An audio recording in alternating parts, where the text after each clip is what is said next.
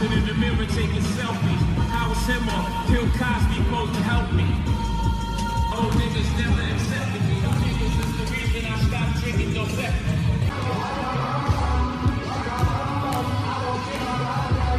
In charge right now with the New York Knicks, the general manager is the guy who'll be making these decisions moving forward.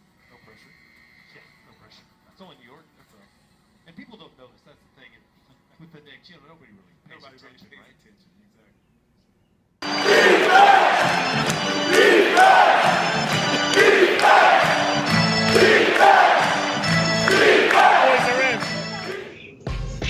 Knicks Fan TV, we are back. Another episode of the Free Agency Fast Break, where we are giving you highlights of the rumor mill, the free agency signings, potential trade deals that's going on with the orange and blue. This is the 4th of July edition.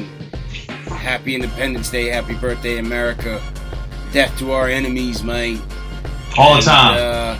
Hope everybody's having a great weekend. Hope everybody's having a safe and happy holiday with their family and loved ones. So we'll kick it off. Obviously, the biggest news of the week has been the ongoing, off-going Carmelo Anthony saga.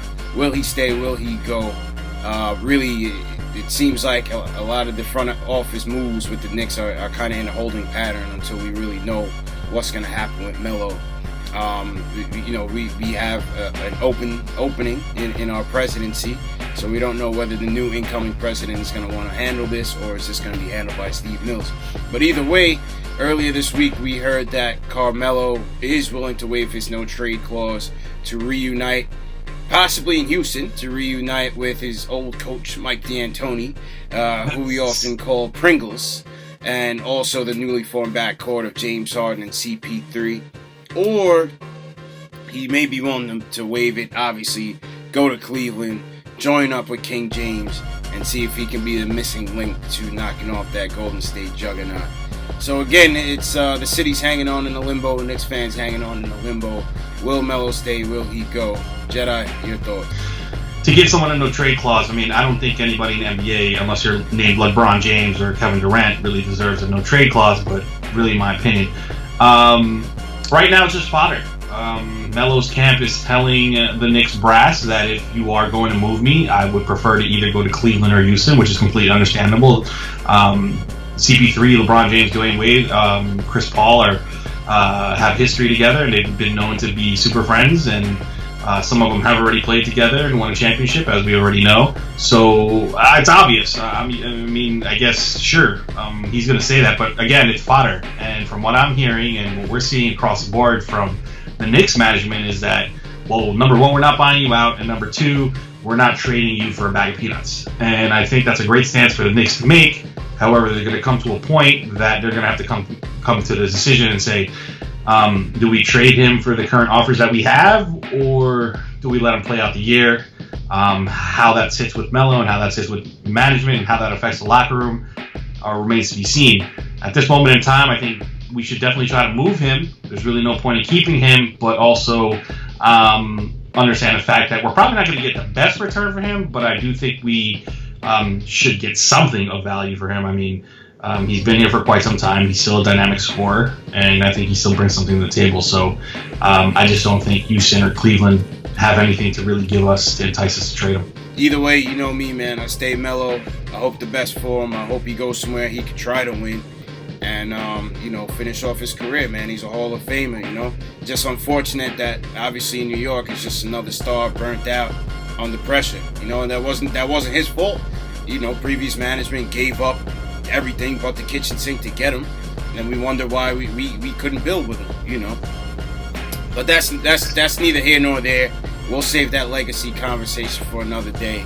Stay tuned on the Melo comments. Send us your comments on the potential Melo comings and goings, whether you want to see him stay or go, what team you want to see him play for. Send us those comments, and we'll be sure to read them on the next episode. Shout out to everybody on the Facebook feed. I guess Shout out to everybody on Facebook.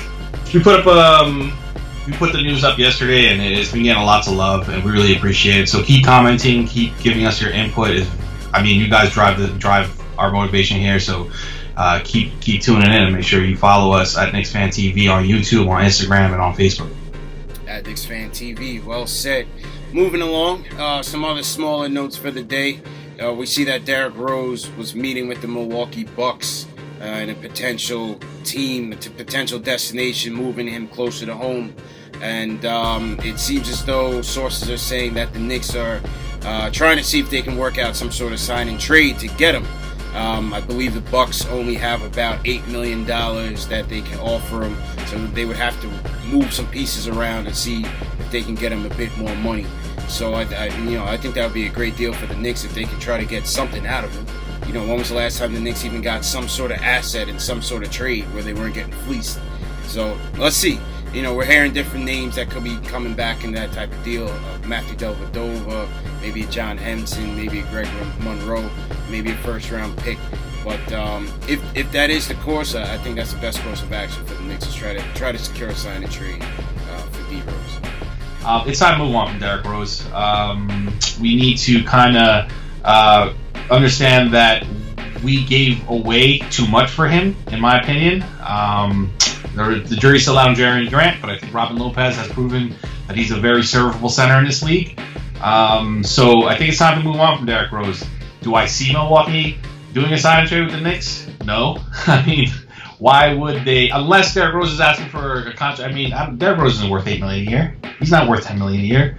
I see Derrick Rose coming back to New York on a very, very small deal with an option, maybe a 2-year plus an option. I don't think he's the player that we really need on the team right now from a leadership, mentorship role for our younger guys. And really his asking price is probably going to be too much. But just look at the temperament around the league on Derrick Rose. Rather, it's pretty tepid. No one's really looking for him. I mean, the only two teams that I've heard so far with any interest have been the Knicks and Milwaukee, both in rebuilding. But I believe the sign and trade is probably unlikely, but best of luck to him. I think it's time to move on from Derrick Rose. Moving along, you mentioned the Jerry Grant trade. One piece that was a part of that deal, which brought Derrick Rose here, was Justin Holiday. And I was a bit surprised to see that Holiday went back to Chicago on such a short deal. I believe it was, 2 years, $9 million a year? 2 years at 9. 2 years, $9 million a year. Justin Holiday goes... 2 years at 9 total. So we're looking at about 4.5 a year. 4.5 a year. So, hey, I liked Holiday here. I thought he was a good hustle player. He played defense well. Shot the 3-ball fairly decent.